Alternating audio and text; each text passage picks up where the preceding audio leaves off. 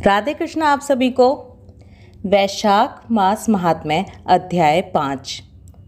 राजा अम्बरीश ने कहा, हे मुने, जिसके चिंतन मात्र से पाप राशि का लय हो जाता है, उस पाप प्रशमन नामक स्तोत्र को मैं भी सुनना चाहता हूँ। आज मैं धन्य हूँ, आपने मुझे उस शुभ विधि का श्रवण कराया जिसके सुनने मात्र से पापों का क्षय हो जाता है। वैशाख मास में जो भगवान केशव के कल्याण में नामों का कीर्तन किया जाता है, उसी को मैं संसार में सबसे बड़ा पुण्य, पवित्र, मनोरम तथा एकमात्र सुकृत से ही सुलभ होने वाला शुभ कर्म मानता हूँ। जो लोग माधव मास में भगवान मधुसूदन के नामों का स्मरण करते हैं, वे धन्य हैं।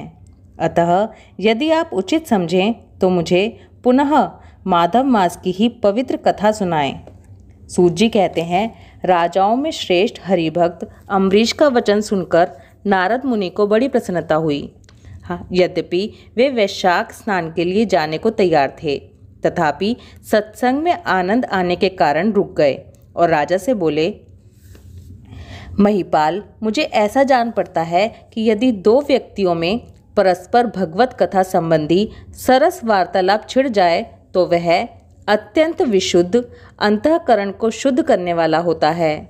आज तुम्हारे साथ जो माधव मास के महात्म्य की चर्चा चल रही है, ये वैशाख मास के स्नान की अपेक्षा अधिक पुण्य प्रदान करने वाली है, क्योंकि माधव मास के देवता भगवान श्री विष्णु हैं। अतः उनका कीर्तन भगवान का ही कीर्तन है। जिसका जीवन धर्म के लिए और धर्म भगवान की प्रसन्नता के लिए है, तथा जो रातों दिन पुण्य उपार्जन में ही लगा रहता है, उसी को इस पृथ्वी पर मैं वैष्णव मानता हूँ। हे राजन, अब मैं वैशाख स्नान से होने वाले पुण्य फल का संक्षेप से वर्णन करता हूँ। विस्तार के साथ वर्णन तो मेरे पिता ब्रह्मा जी भी नहीं कर सकते। वैशाख में डुबकी लगाने मात्र से समस्त पाप छूट जाते हैं।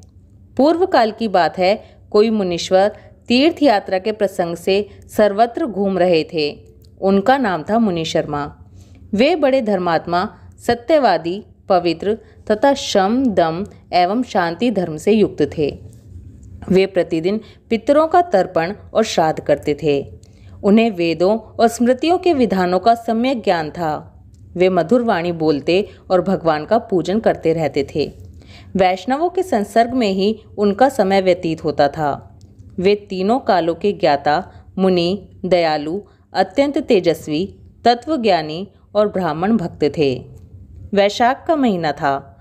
मुनि शर्मा स्नान करने के लिए नर्मदा के किनारे जा रहे थे। उसी समय उन्होंने अपने सामने 5 पुरुषों को देखा, जो भारी दुर्गति में फंसे हुए थे। वे अभी अभी एक दूसरे से मिले थे। उनके शरीर का रंग काला था। वे एक बरगद की छाया में बैठे थे और पापों के कारण उद्विग्न होकर चारों ओर दृष्टिपात कर रहे थे। उन्हें देखकर द्विजवर मुनि शर्मा बड़े विस्मय में पड़े और सोचने लगे कि इस भयानक वन में ये मनुष्य क्या कर रहे हैं, ये कहाँ से आए हैं। इनकी चेष्टा तो बड़ी दयनीय है, किंतु इनका आकार बहुत बड़ा और बहुत भयंकर दिखाई देता है। ये पाप भागी कहीं कोई चोर तो नहीं है। विप्रवर मुनि शर्मा की बुद्धि बड़ी स्थिर थी। वे जैसे ही इस प्रकार विचार करने लगे, उसी समय वो 5 पुरुष उनके पास आए और हाथ जोड़कर मुनि शर्मा से बोले, हे विप्रवर, हमें आप कल्याण में पुरुषोत्तम जान पड़ते हैं। हम दुखी जीव हैं, अपना दुख विचार कर आपको बताना चाहते हैं। हे द्विजराज, आप कृपा करके हमारी कष्ट कथा सुने। दैववश जिनके पाप प्रकट हो गए हैं, उन दीन दुखी प्राणियों के आधार पर आप जैसे संत महात्मा ही हैं। साधु पुरुष अपनी दृष्टि मात्र से पीड़ितों की पीड़ाएं हर लेते हैं। अब उनमें से एक ने सबका परिचय देना शुरू किया। सबसे पहले उसने अपना परिचय दिया और बोला, मैं पांचाल देश का क्षत्रिय हूँ। मेरा नाम नरवाहन है। मैंने मार्ग में मोहवश बाण द्वारा एक ब्राह्मण की हत्या कर डाली।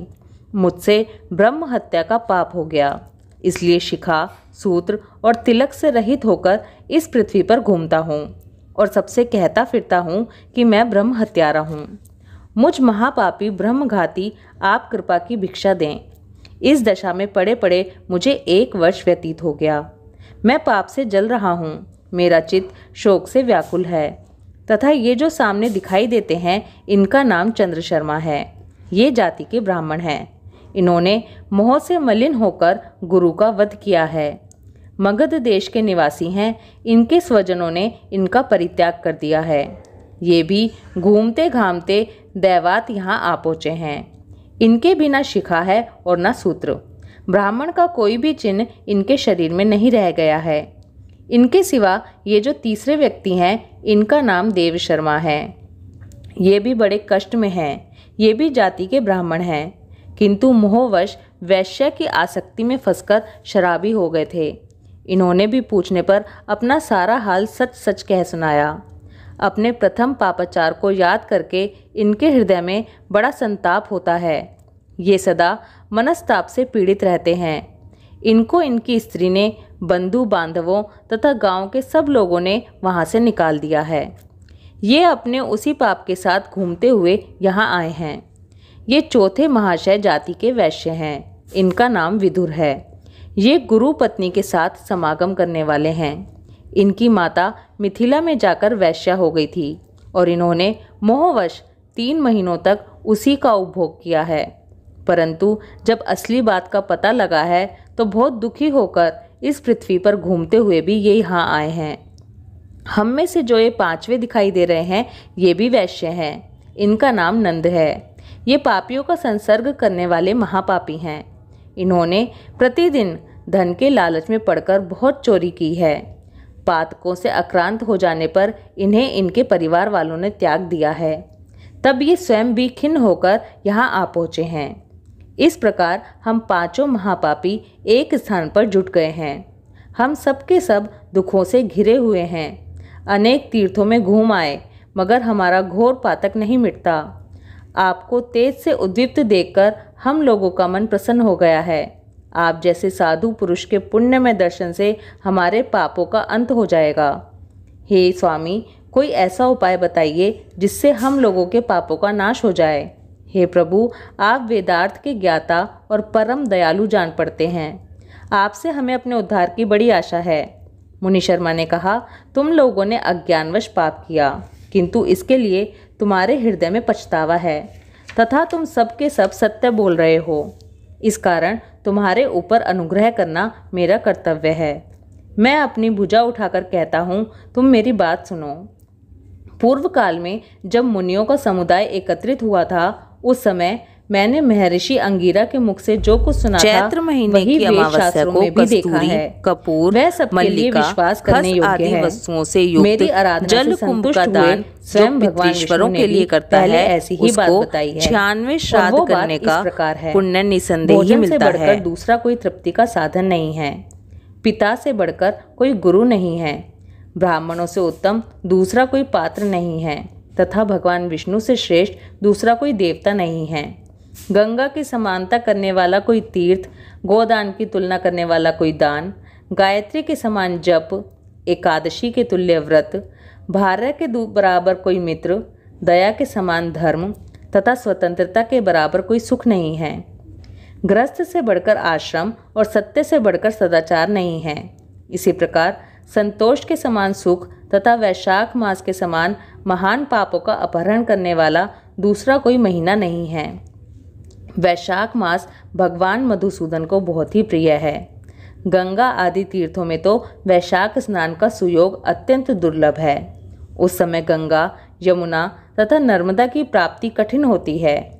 जो शुद्ध हृदय वाला मनुष्य भगवान के भजन में तत्पर हो, पूरे वैशाख भर प्रातःकाल स्नान करता है, वह सब पापों से मुक्त होकर परम गति को प्राप्त होता है। इसलिए पुण्य के सारभूत इस वैशाख के महीने में तुम सभी पातक मेरे साथ नर्मदा तट पर चलो और उसमें गोते लगाओ। नर्मदा के जल का मुनि लोग भी सेवन करते हैं। वो समस्त पापों के भय का नाश करने वाला है। मुनियों के कहने पर वे सब पापी उनके साथ अद्भुत पुण्य प्रदान करने वाली नर्मदा की प्रशंसा करते हुए उसके तट पर गए। किनारे पहुंचकर ब्राह्मण श्रेष्ठ मुनि शर्मा का चित्त प्रसन्न हो गया। उन्होंने वेद विधि के अनुसार नर्मदा के जल में प्रातः स्नान किया। सारे पांचों पापियों ने भी ब्राह्मण के कहने से जैसे ही नर्मदा में डुबकी लगाई वैसे ही उनका शरीर का रंग बदल गया। वो तत्काल सुवर्ण के समान कांतिमान हो गए। फिर मुनि शर्मा ने सब लोगों के सामने उन्हें पाप प्रशमन नामक स्तोत्र सुनाया। वैशाख मास महात्म्य अध्याय 5 समाप्त। कल के अध्याय में हम महापवित्र पाप प्रशमन स्तोत्र को सुनेंगे। वैशाख मास में पाप प्रशमन स्तोत्र को कहने और सुनने का बहुत अधिक फल है। उसको रोज ही सुनना चाहिए। ओम माधवाय नमः। राधे कृष्णा।